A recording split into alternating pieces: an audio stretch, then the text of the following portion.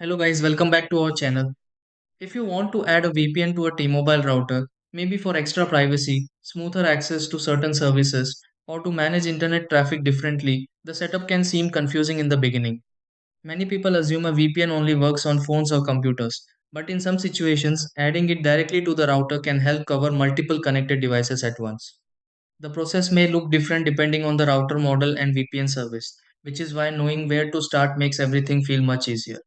Rather than clicking through random settings, let's go through a simple setup process step by step. Try these. Step 1. Connect a phone or computer to the T-Mobile router before opening the router settings page. Step 2. Sign into the admin panel of the T-Mobile router using the management password.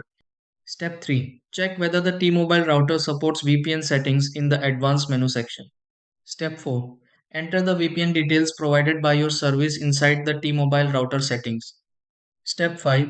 Save the VPN configuration on the T-Mobile router and allow the connection to update. Step 6. Test the internet connection through the T-Mobile router and confirm the VPN works properly.